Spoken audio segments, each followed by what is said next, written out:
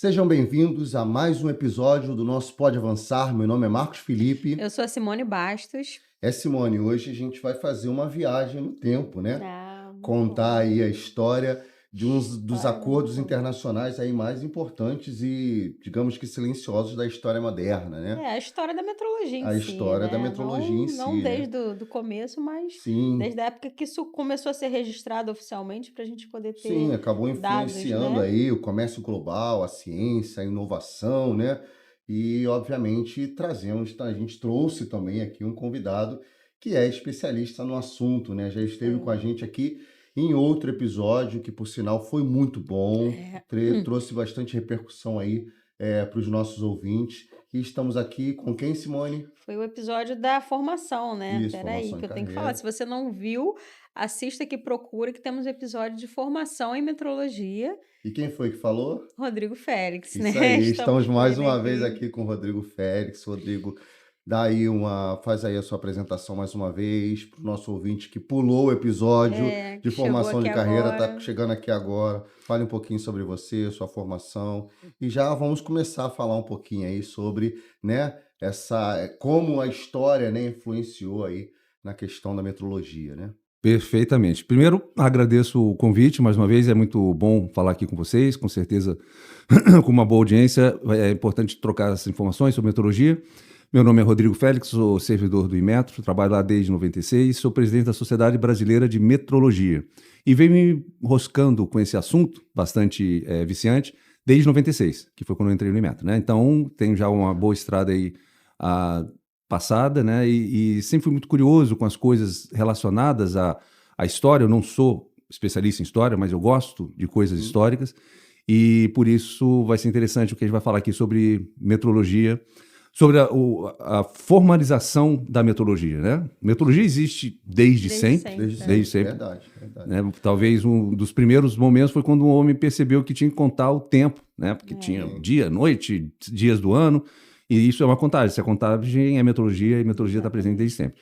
Mas formalmente, como uma ciência, como a gente entende hoje, como a organização se dá em nível mundial, a história é bem mais recente, né? Ela começou há 150 anos. Esse ano completou-se, no dia 20 de maio de 1875, foi criada a Convenção do Metro, e esse ano completou-se, portanto, 150 anos de existência da metrologia como a gente entende hoje em dia. Muito bom. E dia 20 de maio é o dia que a gente sempre comemora, né, a metrologia. Muito bom, Rodrigo. Você acabou falando aí de 150 anos, né? Então, mas assim, antes de chegarmos aí nesse acontecimento aí de 150 anos ali por volta de 1875, até aqui no episódio anterior que você esteve com a gente, até você soltou um pouquinho sobre isso, que obviamente é até o tema do Congresso de Metrologia que vai acontecer em Maceió em dezembro, né? Que são celebrando esses 150 anos da metrologia em si. Mas assim, como era o mundo antes desse tratado, né? Como se fazia metrologia, como era o mundo em relação, como as pessoas mediam, como era antes desse acordo global aí? Bom, era uma bagunça. Resumindo, era simplesmente uma bagunça. Bom, primeiras medidas, vamos dizer, medida de distância, medida de tempo, não, mas medida de distância, volume, massa, né, peso, entre aspas, eram, em geral, medidas antropométricas ou medidas que o ser humano conseguia lidar facilmente. Tanto que até hoje, uma das medidas, das unidades de medida de massa usado pelo chamado sistema imperial é o stone. Stone quer dizer pedra. Literalmente. Então era uma pedra. E quanto que um stone é mais ou menos 15 quilogramas. Esse não é muito famoso, não. Eu morei na Inglaterra há alguns anos, né? Trabalhando, inclusive, no NMID lá. E aí fiquei sabendo meio que por acaso. Mas é uma unidade de medida pouco usada. Mas comum é onça, né? E tudo mais. Sim. Mas, era uma bagunça. Tanto que, digo eu, quem diz não sou eu, quem diz, na verdade, é esse livro aqui. Legal. Esse livro é The Measurement of All Things, é de Ken Alder. Ken Alder é um autor britânico, é um historiador, ele é historiador, ele não é metrologista, mas estudou esse livro aqui, não tem em português, só tem em inglês e em várias outras línguas. Inclusive, na celebração dos 20 anos dos 150 anos do BIPM, da Convenção do Metro, ele foi um dos palestrantes no dia, provavelmente está gravado no site do BIPM, se vocês pesquisarem lá, vocês vão achar essa fala, e ele fala sobre esse livro. E claro, o livro em si já fala sobre o livro, mas ele reforça o que está ali escrito. E, resumidamente, o que aconteceu? Estima-se que na França, né? Porque a convenção do metro nasceu por uma questão francesa. Eu vou explicar mais detalhes aqui. Existiam cerca de 800 diferentes nomes de grandeza. Nossa. Uau. Diferentes nomes. Como falei aqui na Inglaterra, se usava o stone para medir massa, peso, né? Massa. E mais de 250 mil unidades. Caramba. 800 nomes diferentes com mais de 50 mil. Então, por exemplo, o que Então, era... quando você falou que era uma bagunça, Era muito uma bagunça de loucura, verdade. loucura. Às vezes, diferentes unidades na mesma cidade. A mesma cidade, talvez no bairro A, usasse um tipo de... Zero padronização. Nenhuma. E o que aconteceu? Eu vou falar o ano que isso aqui retomou, e quem se lembra um pouco da história da migração da Idade Média para a Idade Moderna, foi a queda da Bastilha, a Revolução Francesa. A Revolução Francesa, a queda da Bastilha foi em 1789, em 1792 foi quando foi literalmente cortada a cabeça da monarquia, né, e foi instalada a República Francesa. E em 1700, e com esse movimento, foi um movimento político, cultural, social, entre outras coisas, foi feita a Declaração do Direito Universal dos Homens, do homem, da humanidade, né? E o que também se pensou na época vamos criar uma unidade que seja universal, que não seja antropométrica. Então, unidades antropométricas são aquelas que usam parte do corpo humano. Então, uma braça, um palmo. Não, A referência, com base na... Desculpa, Simone. Devido à monarquia, a referência era... O rei, né? tipicamente. Eu ia falar, não, que eu naquela época me dá mal, né? Porque minhas medidas são todas pequenininhas. Meu Deus. É um passo meu, quando eu fosse trocar com o do Rodrigo, que é grande, eu ia sair na desvantagem. É verdade. E era isso que acontecia, né? Um rei menor do que o outro. Sim. Aí Mudava tudo. Mudava todo o sistema. Exatamente. Né? Uau. E, inclusive, sobre questão de passo que você falou, né? Você sabe a origem da unidade milha? Milha não é a milha náutica. Milha náutica é uma unidade diferente da milha terrestre. Sim. A milha terrestre, ela vem do latim milium passum, ou seja, 1000 passos. 1000 passos duplos legal. do exército romano marchando, Nossa, que dá legal. mais ou menos 1,60 m. Caramba. Sim. Aí uma milha são 1000. Então, 1,60 m é uma passada dupla, né? Se você der uma passada, tanto que o pessoal costuma medir 1 metro dando um passo largo, não é isso? Mais ou menos, bem mais ou menos, mas tudo bem. Mas se você der, então, 2 passos, vai dar mais ou menos 1,6 metros, 1000 vezes isso, 1.600 metros. Caramba. Então, uma milha são 1.600 metros. Agora ninguém esquece mais. Verdade, legal. olha aí, ó. Bom. Bom. Já milha náutica, não. Milha náutica é 1 minuto do arco meridiano, do maior meridiano terrestre. Maior não. No meridiano terrestre do Equador, exatamente. Uma milha náutica é um arco de 1 minuto, é o comprimento de um arco de 1 minuto de um grande círculo terrestre. Essa que é a definição. E no caso, o meridiano que é usado como padrão. Tá? Então você pega o padrão, divide por 360 graus. 60 graus dividido por 60 minutos, a distância de 1 minuto desse arco é uma milha náutica. Dá 1.852 metros. É diferente da milha terrestre. Sim. Opa. Muito bem. Bom. Mas então, era uma bagunça. Era uma bagunça e aí o pessoal falou assim, então vamos tentar organizar essa bagunça. Como é que a gente pode fazer isso? Tá? Tudo isso está contado nesse livro aqui, recomendo a leitura para quem quiser se aprofundar. O livro não é pequenininho, mas é bem interessante, porque conta, em suma, é um livro de pela história. internet, pessoal, tem lugar para baixar. Eu comprei pela internet. Pela internet, hoje em dia deve ter Kindle da vida, Por deve isso ter eu o... deixo na descrição do vídeo o link para compra, caso você tenha interesse de adquirir. Exatamente. Como eu falei, infelizmente não tem em português, mas talvez tenha em espanhol, mas em inglês dá para ler também. Vamos lá. Aí o que acontece? Então vamos pensar numa medida que seja universal, que não dependa de um ser humano, né? E a solução que eles acharam foi o seguinte, vamos medir o arco terrestre, o meridiano, melhor dizendo, vamos medir o meridiano terrestre, pegar esse 1/4 pegar 1/4 desse meridiano e dividir em 10 mil, 10 milionésima parte, 10 mil. Então, o metro passou a ser definido, mas passou. Eu vou contar a história um pouquinho dela. Sim. Mas ele é hoje em dia definido, hoje em dia não, porque a forma de medir um metro já é com base na velocidade do som, na velocidade do laser, no vácuo e tudo mais. Mas o tamanho de um metro é correspondente a 10 milionésima parte de 1/4 do meridiano terrestre passando por Paris. Essa é a definição. Como que eles vão medir? Primeiro, obviamente, foi um trabalho acadêmico, de intelectual, no sentido de pensar como faria isso, né? Então, o que aconteceu? Dois astrônomos, né? Delambre e Méchain, são franceses. Eles, na época, pertenciam à Academia Francesa de Astronomia, possivelmente, acho que era, talvez de Física, sei lá, que eu era. Mas eles, então, foram escolhidos para fazer o seguinte. Os dois saíram de Paris, um foi na direção norte, outro foi na direção sul, fazendo medições por triangulação, que é relativamente fácil de fazer. Você tem um ponto notável, uma torre, por exemplo. Aí você mira com um goniômetro, acho que é, um ângulo até um outro ponto notável. Pode ser uma outra torre, pode ser um morro, uma coisa assim. E você faz isso também para um terceiro. Aí quando você junta os três por triângulo, você consegue ver o grau entre eles, então você consegue saber as distâncias. Sim. Se você tem os três, um triângulo definido por 3 arestas ou 3 ângulos, ou duas partes de um e uma terceira. Então, se você tem 3 ângulos, você define o triângulo. E você sabe a distância de um deles, você sabe a distância entre um. Muita né, gente usa essa técnica ainda hoje com Sim, topografia. né? exatamente. É o mesmo princípio. Nível óptico, Caramba. teodolito, estação total, o pessoal utiliza para fazer. Mesmo princípio. Então, um partiu para o norte, foi até Dunkerque, que é no porto ao norte de Paris, na França ainda, e outro foi ao sul, até o que seria o sul da Europa, naquele meridiano, que é Montjuïc, em Barcelona. Montjuïc quer dizer Monte dos Judeus, né? Só para fazer uma tradução, mas é onde foi, inclusive, a Olimpíada de 92 de Barcelona, o estádio olímpico, né? E várias das construções foram feitas nesse Montjuïc. Mas, em suma, então, de Montjuïc, ou seja, de Barcelona, vamos falar assim, até Dunkerque, passa-se um meridiano que passa por Paris. Medindo aquele, que não é um meridiano completo, é um arco, é uma parte do meridiano. Estendendo esse arco ao norte, até o Polo Norte, estendendo ao sul, até o Equador, eles calcularam qual seria esse diâmetro, qual seria essa circunferência, e essa circunferência é 1/4 do meridiano terrestre. Caramba. Divide por 10.000, foi o que eles definiram que era 1 metro. Aquilo passou a ser 1 metro. Né? Entendi. Aí botaram uma unidade materializada de platina irídio, ou seja, uma barra de metal, e aquilo passou a ser 1 metro. Entendi. Né? Depois foram derivadas as outras unidades principais. Né? O volume, metro cúbico, então é 1 metro, 3 arestas num cubo dá 1 metro cúbico. Depois, 1.000 litros d'água, o volume ocupado por 1 metro cúbico, dividido em 1.000, chamado de litro, que equivale mais ou menos a 1 quilograma. O quilograma foi definido a partir daí.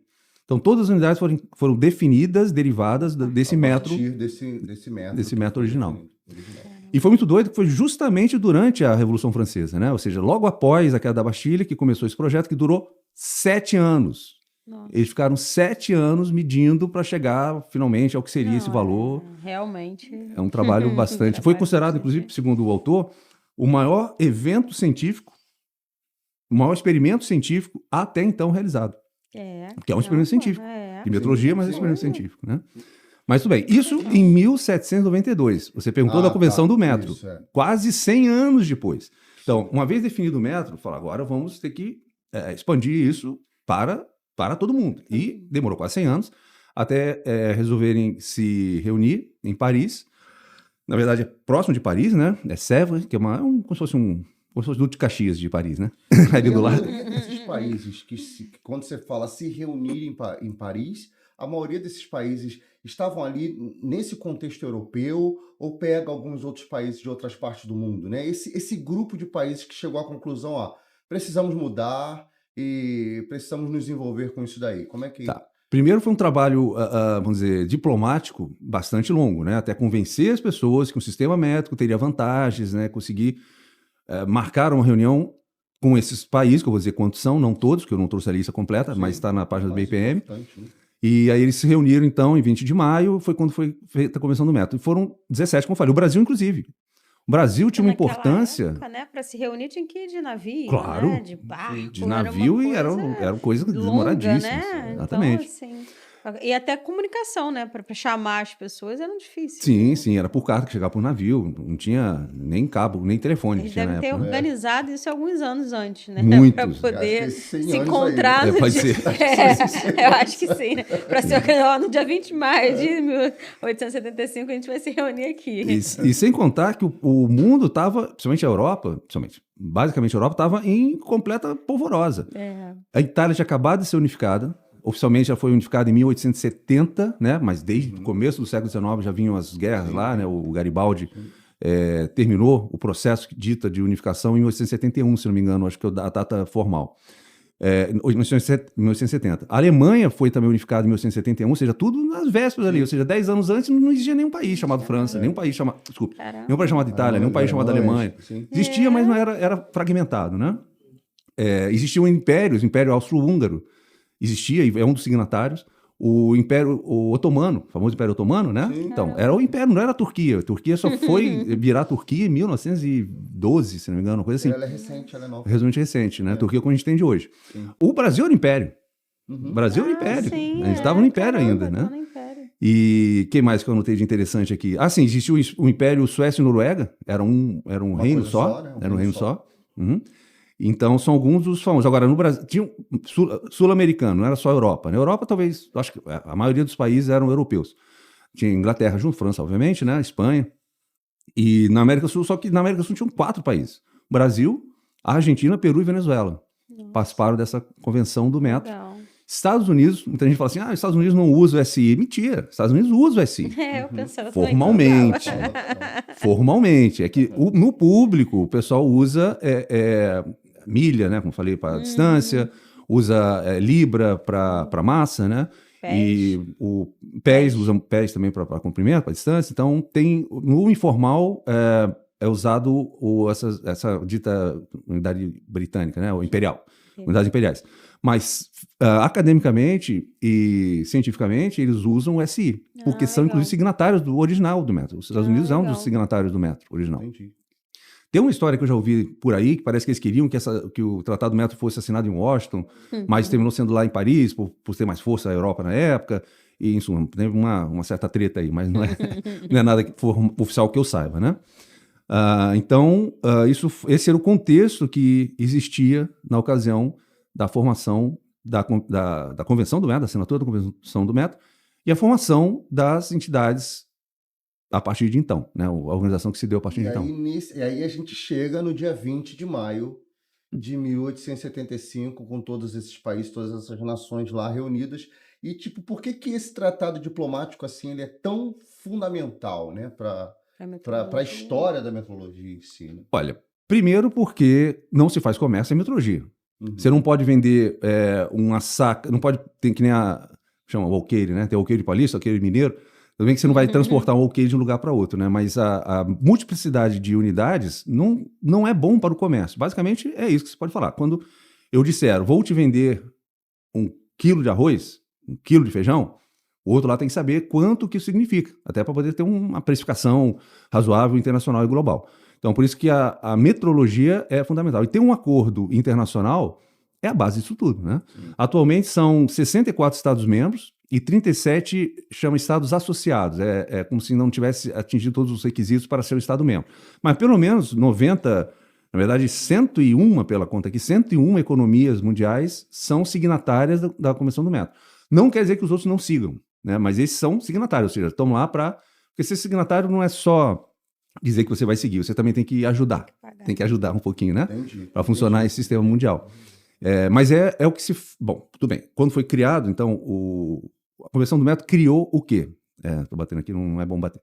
O que a Convenção criou? Ela criou a Conferência Geral de Pesos e Medidas. As siglas são CGPM, a sigla em português, mas na verdade não está em português. O termo é em francês, mas as siglas são as mesmas em francês e português. Então, o CGPM no campo diplomático. A conferência é organizada a cada 4 anos. E nessa conferência, os Estados-membros enviam seus diplomatas para fazer algumas ações. E uma delas é a eleição do CIPM, que é o Comitê Internacional de Pesos e Medidas. O Comitê Internacional de Pesos e Medidas, atualmente, é composto por 18 pessoas, já há algum tempo, que é essa conformação, com um mandato de 4 anos. Cada 4 anos tem uma nova eleição. Há um tempo atrás não tinha um mandato fixo, era uma vez indicado, ficava lá até desistir, até querer sair, e aí era substituído. E esses membros do CIPM são quem efetivamente tocam a parte técnica da metrologia no mundo. Organizam várias atividades, não sei se eu vou conseguir falar sobre todas aqui, mas o mais importante é o Acordo de Reconhecimento Mútuo, MRA, sigla em inglês, que diz o seguinte: olha, se você quiser entrar no parquinho para brincar, você vai ter que seguir certas regras. Sim. Se você seguir certas regras e for bom tecnicamente, você faz parte do nosso grupo. Então, por exemplo, o Brasil desde sempre, né, Estado-membro. Isso dá o direito de poder participar da comparações-chave, né, Key Comparison.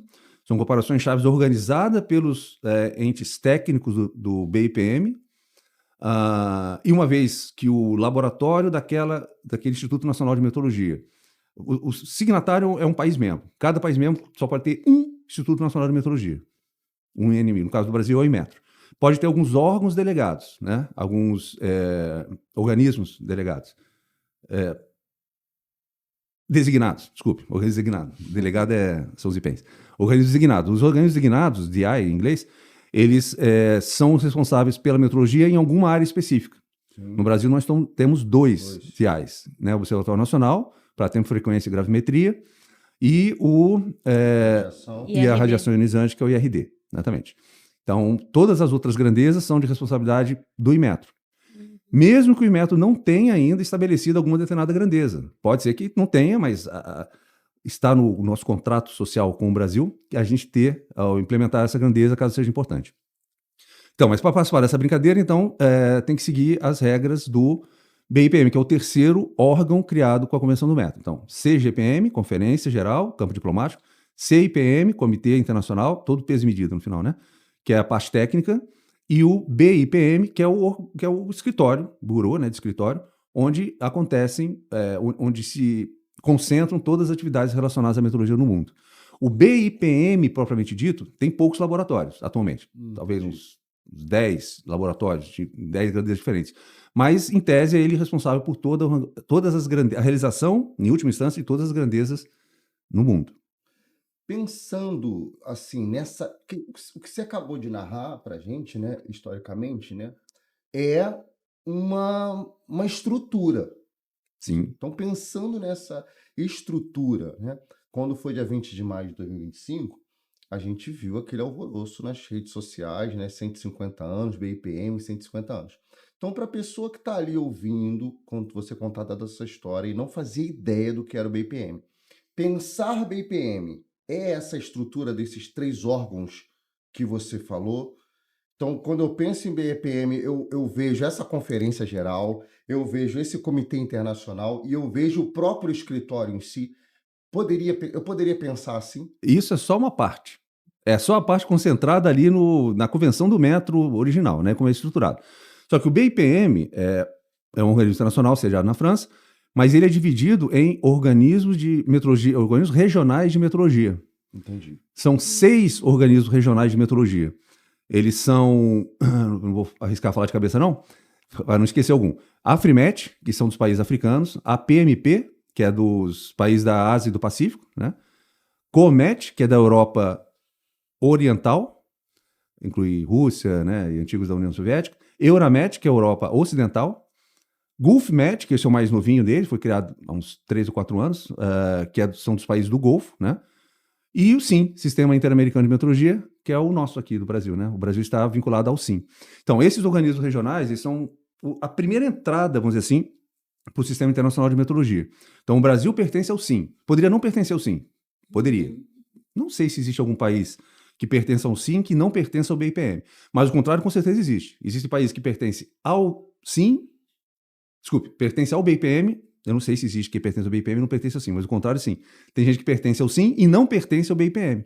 Ainda, porque ainda está, vamos dizer, amadurecendo suas questões metrológicas internas para poder fazer jus a participar desse clube internacional de metrologia. Então, primeira organizações regionais. Cada um tem sua regra, seu estatuto, mas estão mais ou menos em uníssono, porque todos eles fazem parte, são reconhecidos, fazem parte do BIPM.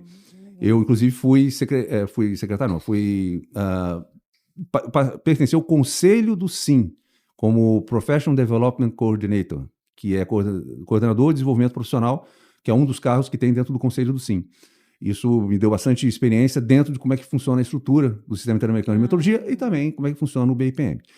Eu tenho uma dúvida. Quando você falou de reconhecimento mútuo, isso também está incluído essa questão de um ensaio que é feito no Brasil, ele é válido em outros países, porque às vezes as empresas não são daqui, são multinacionais, e para comercializar entre os países, antigamente eu ouvia falar, ou às vezes hoje em dia também, se o país não tiver nesse acordo, precisa refazer os ensaios nos países. Então, hoje em dia, como tem muita fábrica na China, acaba que não...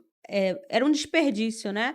De você ter que fazer de novo só para entrar no país, e o país exige que seja feito todos os ensaios naquele país. E aí o acordo de reconhecimento mútuo facilitaria isso. Um ensaio feito aqui no Brasil poderia ser aceito em outro país e vice-versa. Isso. Ou calibração. Mas, repara, que tem mais de um acordo de reconhecimento mútuo. Esse que você mencionou agora, explicitamente, são os laboratórios acreditados. São o acordo de reconhecimento do ILAC, International Laboratory Accreditation Cooperation.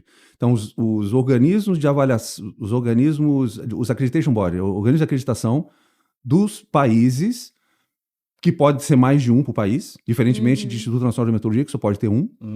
Então, a gente pode ter mais de um, organismo de acreditação em país. Por exemplo, nos Estados Unidos tem 2, que eu saiba, né? Mas no Brasil só tem um, que é a CEGECRE. Então, pelo fato da CEGECRE pertencer ou ser signatária desse acordo de reconhecimento mútuo do ILAC, que os ensaios ou calibrações realizadas em laboratórios acreditados pela CEGECRE no Brasil têm validade mundial. Legal. Só dar uma palhinha que eu acho interessante esse tema que você está falando, porque muita gente dentro agora da indústria, né, falando de gestão de equipamentos, né, ainda mais estaleiros, né, empresas do contexto offshore, recebem muitos certificados de calibração internacionais. Exatamente. E aí fica aquela dúvida, preciso calibrar o equipamento novamente para ter o selo RBC? E, na verdade, lá no certificado dele está lá escrito lá, 17.025, e embaixo, ILAC. Então, com base nessa explicação que você está dando, isso torna aceitável e reconhecido aquele certificado dentro do nosso contexto aqui brasileiro, né? Então, eu estou fazendo questão de explicar, mas dentro dessa sua explicação, acho que é importante o gestor, né, ver isso para que ele não tenha esse novo custo.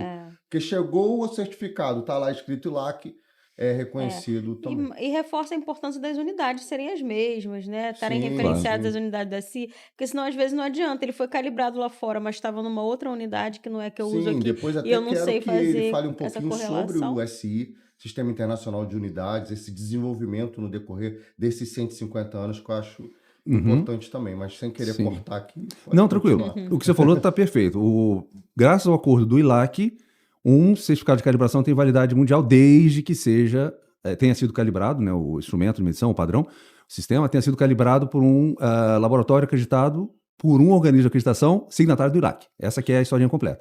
Inclusive, vale como orientação, se a indústria precisa comprar um equipamento de medição, qualquer que seja, qualquer grandeza, e não tem no Brasil, ou prefere, por qualquer motivo que seja, comprar um internacional, se for necessário para o sistema da qualidade dele ter esse equipamento calibrado, que seja calibrado, venha já com o certificado de calibração com esse reconhecimento internacional. E aí realmente não precisa calibrar no Brasil. Claro, tem lá o período de validade da calibração, etc. Mas isso aí é cada sistema da qualidade, cada empresa, cada indústria vai dizer qual é o seu. Sim. Mas sim, está absolutamente certo, não precisa ser calibrado novamente, tem validade. Isso. Sobre o acordo de reconhecimento mútuo, então...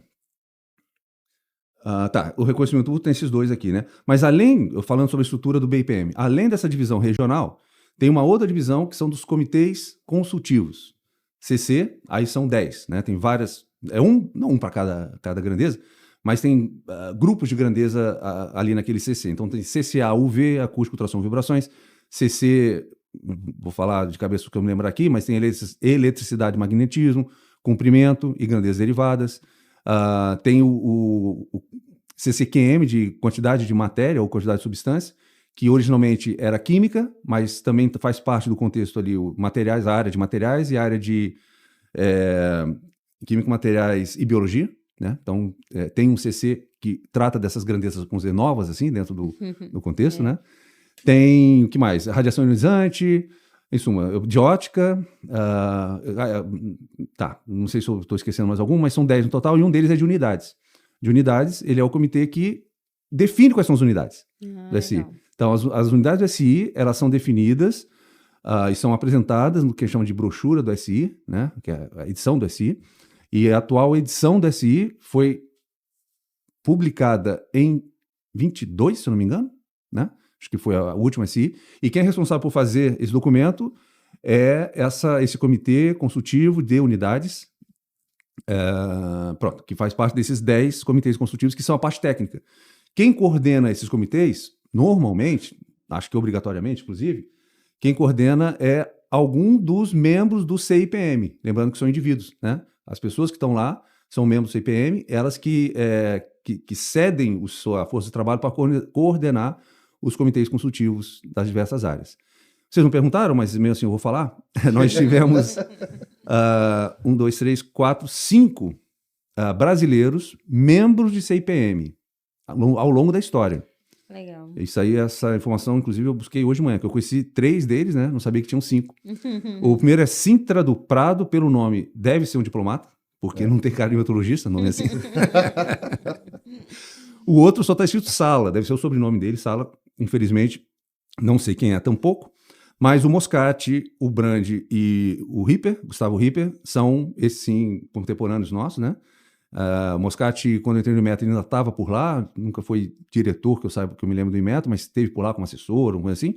Humberto Brandi, esse sim, foi diretor do Inmetro. E o Gustavo Ripper é atualmente membro do CIPM, eleito no último CGPM, que foi em 2022. Ele é lá da Acústica Vibrações, inclusive é meu chefe, era meu chefe, até há pouco tempo. Agora ele está no outro lado. Mas, de qualquer forma, o Brasil teve, né, 5 membros do CIPM ao longo da história. Muito bom. Legal. Falando em acústica, o Marcos Felipe fez estágio lá na acústica. Ah, você fez? Sim, fez estágio lá, com o Marco Nabuco. O Marco Nabuco, então. Eu comecei trabalhando com ele. 2002. Então, eu comecei trabalhando com ele. Em 2002 eu já tinha saído, porque eu criei o laboratório de ultrassom, né? Eu criei, parece um pouco pedante, mas na verdade eu fui designado para estudar ultrassom, para estabelecer a área de ultrassom lá no Inmetro. E em 2002 foi quando eu comecei o meu doutorado em engenharia biomédica, com ênfase em ultrassom, para ter conhecimento de ultrassom, para poder aí sim montar o laboratório. O laboratório oficialmente foi criado em 2008. Mas em 2002 já estava embrionado, né? Já começava a gestar ali o que seria o laboratório de ultrassom. Mas eu comecei trabalhando com o Marco Nabuco também. Muito bom, lá no muito bom. Ensaios Acústicos. Pois é. Rodrigo, Então, e essa celebração desses 150 anos aí, justamente ele é o tema, né? Eu acho que já falamos sobre isso. Ele é o tema do próximo Congresso de Metrologia de 2025, que vai acontecer em dezembro, em Maceió. Agora, esse tema, né? De onde surgiu essa ideia? É obviamente que esse ano completa 150 anos, isso é uma força para a ideia, mas como você vai conseguir conectar as atividades ali do Congresso com essa temática dos 150 anos do IPM? O que vai acontecer ali que tem a ver com essa celebração? Queria que você falasse um pouquinho aí, um pouquinho mais. Se você tiver alguma coisa ainda histórica para trazer para a gente, você pode ficar à vontade para falar, mas caso não, se você puder entrar aí, de onde surgiu essa ideia, né? Tipo, vamos trabalhar o Congresso aí, celebrando esses 150 anos. Então, no Congresso Brasileiro de Metrologia, agora chamado Metrologia, porque engloba alguns congressos, alguns eventos, né? Ele acontece a cada 2 anos e a gente escolhe um tema principal, né? Um tema de mote, vamos dizer assim, né? Que seria quase um slogan para o Congresso.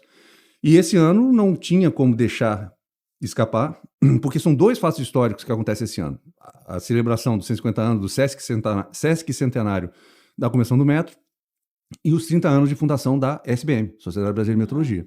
São os 2 eventos, obviamente, BIPM tem uma importância mundial um pouquinho maior do que a SBM, mas a IBM, obviamente, por ser organizadora do evento, também tem a sua importância. Então, a gente pescou isso como sendo o fato, principalmente o fato histórico mais importante, certamente deste ano, mas talvez dos últimos e dos próximos anos, esses 150 anos de formação, criação dessa convenção, que é uma das, não sei se mais antiga, tá? Mas de todas que a gente falar, esses nomes mais modernos que a gente ouve aí, OTAN, OMC, OIML, todas essas entidades internacionais, elas são mais recentes que o BIPM. Inclusive os organismos de normalização. O organismo de normalização internacional mais antigo é de 1906, que é a IEC, International Electrotechnical Commission. O BIPM não, a BNT ela é bastante antiga, é de 1940, se não me engano, a formação dela. E a ISO é bem mais novinha. A ISO é da década de 40, ou da década de 50 até, se não me engano. Mas só para dizer que de organismos internacionais, principalmente o BIPM e a estrutura metrológica internacional é a mais antiga. Se eu tiver esquecido, se tiver alguma outra aí que eu não estou me lembrando. Mas então, por que nós optamos por esse tema? Porque, obviamente, é uma data de celebração importante. Sim. E o que nós vamos fazer lá, né? A gente já teve a oportunidade de ter presidente do SIM, Sistema Interamericano de Metrologia, dando palestra no BIPM, no Congresso de Metrologia. Já tivemos a oportunidade de prêmios Nobel, pessoas que estão ligadas ao BIPM, e esse ano a gente quase com certeza vai ter a presença de um ex-presidente do BIPM no Congresso. Inclusive, a gente vai ter, porque tem algumas organizações internacionais. O BIPM, obviamente, é a organização internacional mais importante. Existe a Confederação Internacional de Metrologia, IMECO, né? Não é em português, obviamente, a sigla, né? Então, a confederação tem como presidente atualmente uma mulher, foi eleita esse ano, 2025, e ela é do NIST e ela vai estar presente. Essa já está confirmada, já está vindo. Então, a gente vai ter... E os temas que a gente vai abordar nos várias sessões, várias atividades, né, no Congresso, eles têm a ver, obviamente, com as atividades que o BIPM fez, principalmente resgatando o passado, mas muito olhando para o futuro, né? Porque uma vez completados 150 anos, a gente tem que pensar, beleza, o que a gente vai fazer para frente. Essa era a próxima pergunta, tipo assim, porque a gente está entrando no conceito dos 150 anos e, obviamente, eu olho para o passado, né? A celebração de tudo que aconteceu. Mas o tema também está abraçando a ideia do futuro sustentável, né? Então, essa relação que você já está começando a explicar aí, acho que é importante também. Justamente. O que acontece? O BIPM, ele tem vários órgãos, além desse que eu falei, né? Tem várias estruturas, como se fossem departamentos, vamos dizer assim. Um deles é o KCDB. Não, o KCDB é onde fica o CBKT. Capacity Building Knowledge Transfer, CBKT.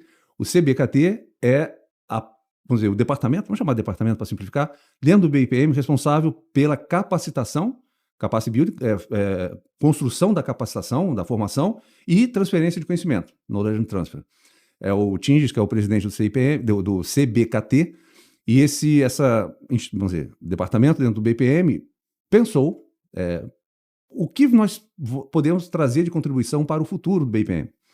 Então, ano passado, na verdade começou em 2023, 2 anos, portanto, antes do Congresso, uma iniciativa que foi Young Metrologists 2050 Plus Vision, ou Visão dos Jovens Metrologistas para 2050. Daqui 25 anos. Ou seja, daqui 25 anos para frente, né? E como é que se deu essa organização dessa visão de futuro, vamos chamar assim, né? O BIPM convidou todas as organizações, essas regionais que eu falei, as 6, para que cada um indicasse 2, eles chamam de delegados, né? 2 delegados, 2 coordenadores, para tratar os esforços, né? Unir esforços para fazer era basicamente uma pesquisa, vamos chamar assim, né? Uma pesquisa censitária com jovens metrologistas. A definição de jovem não foi dada, cada um podia definir o que era jovem a seu critério. E eu fui indicado, não por ser jovem, mas pelo SIM como um dos participantes dessa coordenação. Então a gente trabalhou durante 1 ano, basicamente.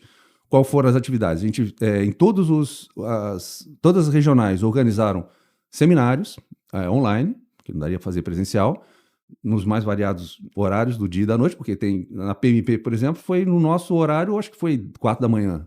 E todos os todos os delegados, né, os coordenadores, tinham que participar de todas as convenções. Então, eu fiz reunião 4 da manhã, meia-noite e tal. Durante uns 6 meses, a gente fez essa reunião. O que eram esses seminários? Esses seminários eram para os metrologistas daquela região participarem. A língua oficial era inglês, mas, por exemplo, no SIM falou-se espanhol, até português mesmo. E a gente tentando buscar elementos que, motivados por essa visão de futuro, que os metrologistas jovens, sem definição do que é jovem, teriam para o que poderia ser metrologia em 2050, ou seja, daqui a 25 anos. E isso é um documento bem interessante, está disponível no BIPM também. Eu trouxe aqui alguns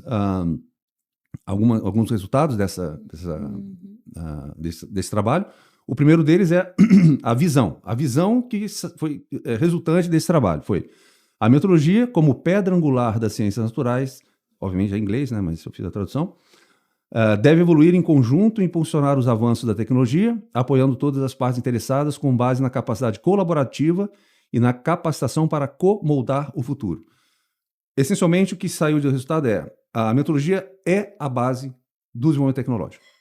E graças a essa importante função da metrologia, é ela que vai moldar ou ajudar a moldar o que vai ser feito no futuro, né? Então essa é a expectativa de que os metrologistas se coloquem como tal e ajam dessa forma em todas as suas áreas de atuação. A avaliação da conformidade está ligada, claro que está. E a formação de metrologistas está aí, então. É um dos elementos. Aí foram elencadas áreas, né, importantes, assim, são, se não me engano, 15 áreas, eu só trouxe algumas aqui, só para chamar a atenção, mas a formação do RH é um dos elementos-chave.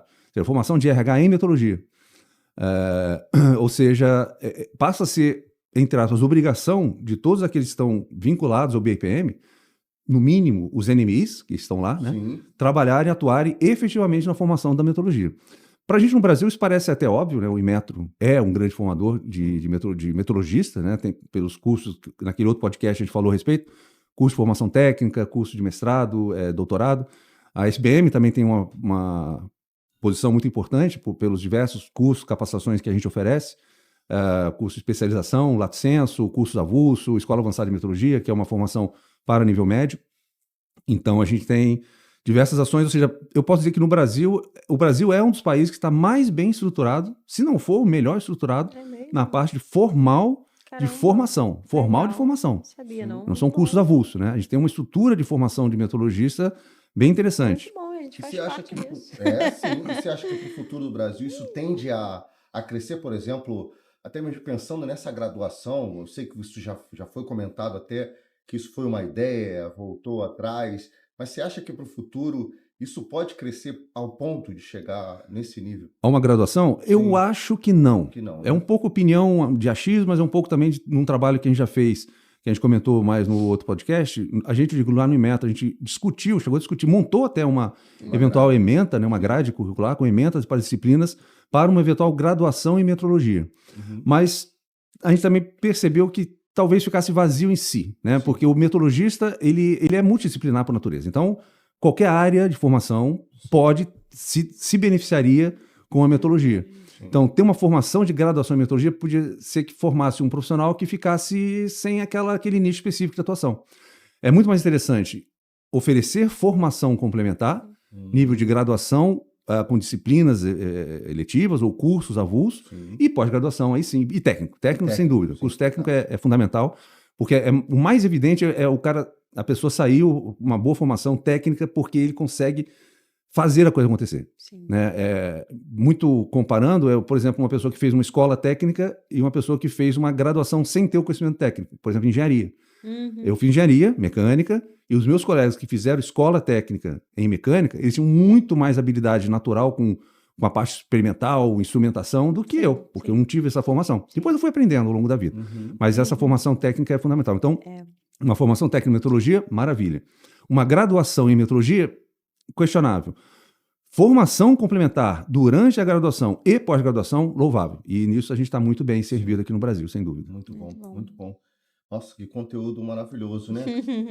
A gente está chegando já ao final do nosso episódio, falando sobre esses 150 anos, né? Você deu um passeio aí na história, muita coisa. A gente, no nosso curso de metrologia, teve aulas sobre a história da metrologia, mas eu confesso que não lembrava de boa parte das coisas que você mencionou aqui. E eu acho muito interessante e ativa a curiosidade do nosso ouvinte, não só para aqueles que têm formação em metrologia, mas até mesmo pessoas que estudam história e querem cavar um pouquinho, né? Ter acesso ao livro que você indicou e começar a construir mais desse conhecimento, né? Rodrigo, eu queria que você deixasse, não sei se Simone tem mais alguma pergunta, mas eu queria que você deixasse aí alguma mensagem final em relação a como esse processo da história, de certa forma, tem contribuído ainda para a metrologia e ainda vai contribuir ainda mais para o futuro, falando de Brasil, até mesmo no contexto internacional. Eu queria que você desse as suas dicas finais aí em relação a isso. Bom, a minha dica principal final seria o seguinte: a formação é fundamental, mas nunca é tarde para começar. Não tem idade certa, não tem idade mínima, não tem idade máxima. Interessa basicamente a vontade. E o interessante é que a gente está num processo de evolução tecnológica, vamos chamar assim, em que se pensa que o ser humano vai ser descartável. O pessoal fala tudo de inteligência artificial, né? Inteligência artificial vai substituir o ser humano. Sim. Eu tenho algumas críticas em relação a isso, primeiro pela designação desse termo, porque a inteligência artificial não é inteligente, como não é artificial. Um ser humano programou aquilo lá. Sim, verdade. Né? Ele eu também ouvi recentemente num outro podcast, num programa, que o entrevistado chamou de papagaio estocástico. A inteligência artificial é um papagaio estocástico, porque ela repete aquilo que ela estatisticamente, estocasticamente acha difuso na rede, né? E traz ali como informação. Então, a formação bem feita em qualquer área nunca vai ser substituída por uma inteligência artificial, um programa, um algoritmo programado. Claro que tem vantagens usar a inteligência artificial, ferramenta fantástica para muitas aplicações, principalmente aquelas de massa, né? Trabalhar grandes volumes de dados, então isso é importante. Mas, só para deixar aqui, então, um link dessa atividade que foi feita sobre a visão dos metrologistas para 2050, eu trouxe alguns dos áreas que foram consideradas importantes para desenvolvimento, além, obviamente, do que já existe de formação básica.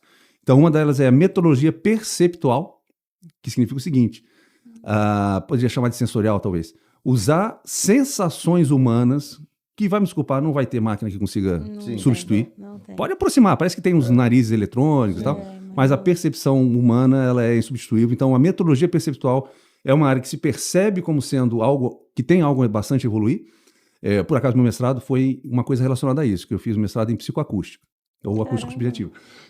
Daria mais outro podcast se eu quisesse falar a respeito, mas em outro momento a gente fala sobre.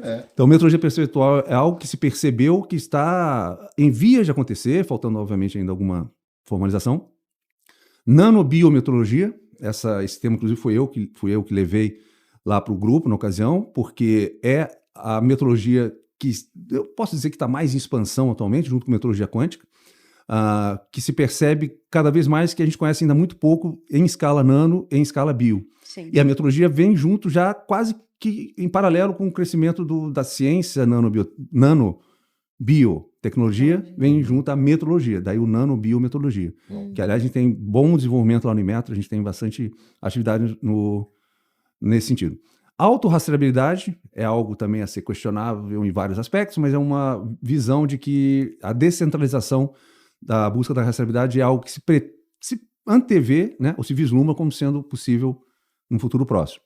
Segurança cibernética, inclusive, lembrando do outro podcast, nós temos no Inmetro um curso técnico de segurança cibernética, tá? É uma área que foi colocada como sendo crucial para o futuro de tudo, né? A metrologia para a transformação digital, que é uma das mesas redondas que nós vamos ter no Congresso, vai falar sobre essas questões também. Legal. Inteligência artificial, como a gente já falou, né? O que é, o que não é, de fato. Internet das coisas, também cada vez mais a gente percebe que metrologia difundida, distribuída, é algo que não tem muito que escapar. Metrologia quântica e outras. Ou seja, o mundo, para o metrologista, tem 150 anos de formalização, mas para mim está só começando. A gente tem mais algumas dezenas de milhares, tomara, né, de anos pela frente. E quanto antes, ou quem se interessar, quanto antes começar, mais bem formado vai ser. Oportunidades não faltam. É o que a gente vem conversando por aqui, né? Vai tendo avanço tecnológico. Obviamente, a metrologia, como está envolvida em tudo, ela acompanha todo o tempo o avanço tecnológico. Então, por isso que os 150 anos é só metade de um caminho. Enquanto tiver avanço, estaremos envolvidos e avançando. É uma área que nunca vai acabar, né? Como o pessoal está falando aí que a inteligência artificial vai acabar com algumas áreas, algumas coisas, metrologia não vai acabar com a inteligência artificial. Ela vai mensurar essa capacidade de controle de dados, de certa forma a gente vai conseguir medir isso ou não, e a metrologia vai estar envolvida nisso. É o que ele falou, a inteligência artificial, ela vê o passado, né? Ela está vendo o histórico. Agora, o que a gente está falando aqui é coisa nova, então não tem como a inteligência artificial saber antes da gente. A gente vai ter que aprender primeiro para ensinar a inteligência artificial. Então, programar para poder tirar o efeito. A gente vai se beneficiar de tudo isso, né, dessas tecnologias modernas. A metrologia vai se beneficiar, claro que vai. Mas se a visão dos jovens metrologistas for concluída, assim, né, for realmente uma visão que tenha presença, a ideia é que a metrologia seja o impulsionador de novas tecnologias. Para garantir uma tecnologia que ela seja estabelecida, vai ter que ter uma fundamentação metrológica. Senão, não vai ser. Nunca foi e não será. Não garantir qualidade de nada. Exatamente. Muito bom, Rodrigo. Mais uma vez, muito obrigado por você estar aqui conosco. Eu acredito que vão ter outros episódios com você aqui. Estamos às portas aí, acho que meses, né, para o Congresso. Pode ter certeza que estaremos lá juntos mais uma vez. E desde já eu já agradeço por você ter aceitado mais uma vez o nosso convite. Prazer foi meu, agradeço muito a oportunidade e contem comigo sempre que possível, necessário. Estamos às ordens. Muito bom. Agradecer também a sua audiência. Se você gostou, curte aqui o nosso episódio, encaminha para outras pessoas que têm interesse, ou em história de maneira geral, ou especificamente em metrologia. Dê uma olhada nos outros episódios, temos muitos episódios aqui que estão bem legais, o pessoal tem curtido bastante. E esperamos vocês nos nossos próximos episódios. Até mais. Até mais, pessoal. Pode avançar, fica por aqui. Esperamos vocês no próximo episódio.